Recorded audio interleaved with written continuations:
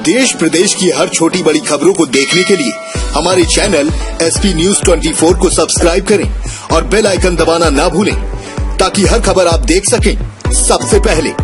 जहां पूरे भारतवर्ष में कोरोना से निपटने के लिए पुलिस, डॉक्टर और सफाई कर्मचारी अपने कर्तव्य को निभा रहे हैं, वहीं दूसरी तरफ बात की जाए तो 108 से जुड़े सभी कर्मचारी भी अपने कर्तव्य से पीछे नहीं हट रहे हैं। जीवीके एक संस्था है जो 108 एम्बुलेंस सेवा को संचालित करती है। इस महामारी में जीवीके उत्तर प्रदेश में भीष्म में कोरोना अपना विकराल रूप दिखाता जा रहा है। भारत में कोरोना वायरस से संक्रमितों की संख्या लगभग 33,000 के पार हो चुकी है।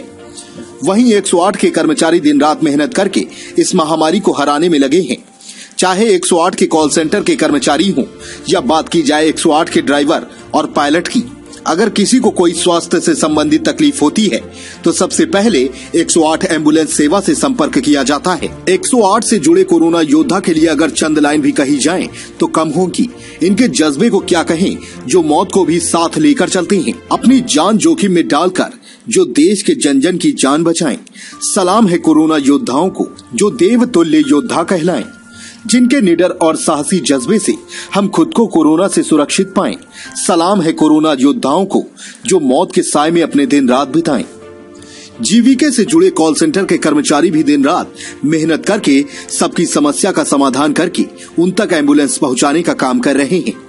वहीं एम्बुलेंस सेवा से जुड़े पायलट अपनी जान को जोखिम में डालकर कोरोना संक्रमित मरीजों को अस्पताल तक पहुंचा रहे हैं।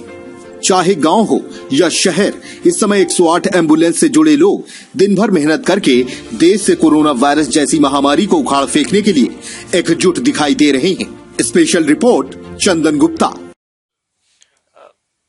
प्रदेश में अभी 108 की 2200 एम्बुलेंसेज हैं, 102 की 2270 हैं और एएलएस की जो एडवांस लाइफ सपोर्ट है उसके 250 एम्बुलेंसेज हैं। तो अभी जब से ये कोविड-19 के केसेस आने शुरू हुए हैं, जो पहला केस जैसे आगरा में आया था, तब से ही ये एम्बुलेंसेज जो हैं इन केसेस को सर्व कर रही हैं। तो इसमें प्रॉपर प्रिकॉशंस लिए जा रहे हैं। जैसे जो हमारे ईएमटी पायलट हैं वो अगर कोविड का इन्फेक्टेड पेशेंट रहता है तो उसमें पीपी किट का इस्तेमाल करते हैं, फेस मास्क रहता है, ग्लव्स रहते हैं, और साथ में जब वो पेशेंट को ट्रांसपोर्ट किया जाता है उसके बाद में जब वापस एम्बुलेंस आती है अपनी फैसिलिटी पे तो एम्बुलेंस को सैनिटाइज किया जाता है पूरी तरह से। तो ये अभी जैसे बहुत से कॉल्स आते हैं पब्लिक से, जब कॉल आता है 108 कॉल सेंटर पे तो इस वक्त जो है बहुत पैनिक की सिचुएशन है। तो अगर बुखार है, थोड़ी खांसी है, माइल्ड बहुत सिम्टम्स हैं, तो उसमें भी पब्लिक कॉल्स कर रही है। तो हमारे यहाँ पे जो कॉल्स आ रहे हैं वो कॉल्स काफी बढ़ गए हैं। पहले जैसे कॉल्स जो मेजरली आते थे वो एक्सीडेंट रिलेटेड कॉल्स आते थे या कोई ट्रॉमा से रिलेटेड आते थे। अभी वो इस तरह के कॉल्स आ रहे हैं कि बुखार है या खांसी है, इस तरह के। तो इसमें फिर हमारी एम्बुलेंसेज जहाँ पे भी लगता है, अब क्या है कि वो सस्पेक्टेड पेशेंट है तो कुछ डेडिकेटेड एम्बुलेंसेज अब प्रदेश सरकार ने हर जिले में जो है इसमें से कुछ एम्बुलेंसेज को डेडिकेट कर दिया है। जैसे अगर हम आज की बात करें तो अभी तक जो है ये 2200 में से 1031 गाड़ियां जो हैं 108 की ये डेडिकेटेड हैं कि ये कोविड पेशेंट्स को कैटर करती हैं। फिर एएलएस की जो हमारे पास 250 गाड़ियां हैं उसमें से 150 गाड़ियां वो डेडिकेटेड हैं, हर जिले में 2-2 गाड़ी जो है वो कोविड के जो एक्सट्रीम कंडीशन या थोड़े हाई जिनके सिम्टम्स थोड़े ज्यादा खराब हैं उनको advance life support ambulances use की जाती हैं। सिमिलरली अगर हम प्रेगनेंसी रिलेटेड केसेस को कहें तो हर जिले की 2-2 एम्बुलेंसेज भी डेडिकेट की गई हैं। तो अगर कॉल आता है जैसे 108 का तो हमारे यहाँ पर जो हमारे कॉल सेंटर के एग्जीक्यूटिव्स हैं वो फिर चेक करते हैं, वो पूछते हैं पहले सिम्टम्स, और जहां लगता है कि कोविड सस्पेक्टेड है तो हमारे पास में डॉक्टर्स की टीम है, तो वो डॉक्टर की टीम को जो है वो कॉल ट्रांसफर की जाती है, वो चेक करते हैं, पेशेंट से थोड़ा पूछते हैं और लगता है कि हाँ एक कोविड सस्पेक्टेड पेशेंट है तो जो कोविड की डेडिकेटेड एम्बुलेंसेज हैं ऑन ड्यूटी, स्पेशल ड्यूटी वाली, उन एम्बुलेंसेज को ऐसे पेशेंट्स के लिए भेजा जाता है।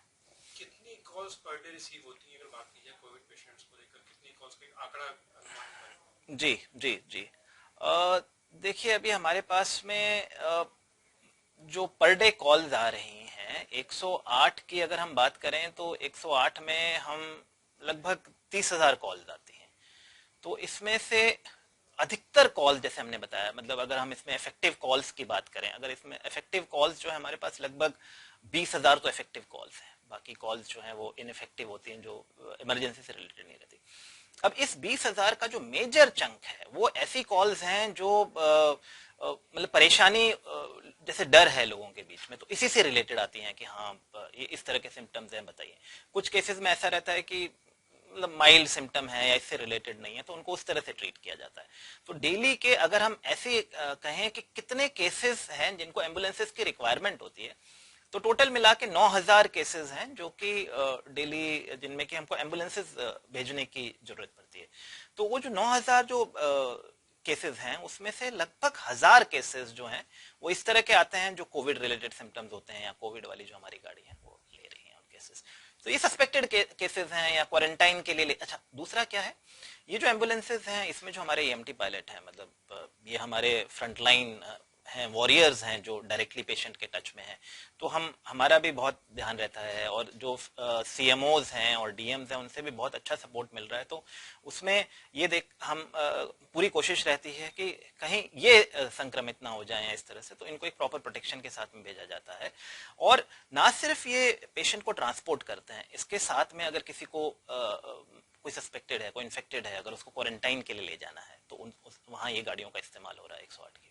सिमिलरली अगर जैसे सैंपलिंग के लिए जाती हैं गाड़ियां, हाँ पता लगता है कि हाँ इस एरिया में होने के, हॉटस्पॉट वाला एरिया है, इसमें होने के ज्यादा चांसेस हैं, तो वहां पे भी इन्हीं गाड़ियों में डॉक्टर्स भी जाते हैं साथ में और सैंपलिंग ली जाती है। सर, आगरा में एक ऑफिसर्स को क्वारंटाइन किया गया, उसको पॉजिटिव रिपोर्ट आई है, GVK के कॉल सेंटर को वहां बंद कर दिया कि सारी कॉल्स लखनऊ में ट्रांसफर हो गई है। नहीं, हाँ देखिए, हमने जब ये कोविड का शुरू हुआ था, शुरुआत में मतलब जब हमारे देश में भी आया नहीं था, तो हमने अपनी तैयारी इस हिसाब से कर ली थी और गवर्नमेंट के साथ में बात करके कि हमारा, जैसे अगर हम कहें तो हमारे पास में आगरा में एक कॉल सेंटर है, हमारे पास लखनऊ में एक 108 का कॉल सेंटर है, हमारे पास में 102 का कॉल सेंटर यहाँ पर भी लखनऊ में है, तो इस तरह से 3 कॉल सेंटर है। सिमिलरली अगर हम कहें तो 108 का जैसे हमारे यहाँ कॉल सेंटर है वो 3 फ्लोर्स का है, जो हमारा 102 का कॉल सेंटर है वो 2 फ्लोर्स का है। तो हमने एक रिडंडेंसी डेवलप की हुई है कि अगर किसी एक कॉल सेंटर में, क्योंकि इस तरह की बीमारी अगर जैसे हमारे EMT पायलट को हो सकती है, या हमारे किसी ERO को जो कॉल सेंटर एग्जीक्यूटिव है उसको हो जाए, तो अगर हो जाती है तो हमने ये प्रोविजन किया हुआ है कि वहां की कॉल्स जो है दूसरी तरफ ट्रांसफर हो जाएगी। तो जैसे आगरा में हुआ, तो जब तक के लिए वो थोड़ा सेंटर हम लोगों ने क्वारंटाइन किया, तो वो कॉल यहाँ पे ट्रांसफर होगी। तो इस तरह से कॉल कोई मिस नहीं हो रही है, सबको सर्विस जैसे पहले दी जा रही थी उस तरह से सर्विस दी जा रही है। यहाँ पे क्या सावधानी बरत रहे हैं? यहाँ पे अगर कोई ऐसा केस आता है उसके बाद क्या बैकअप है आप लोगों के पास कि कहाँ पे कॉल्स ट्रांसफर होंगी? जी, आगरा से तो लखनऊ ट्रांसफर होगी। जी।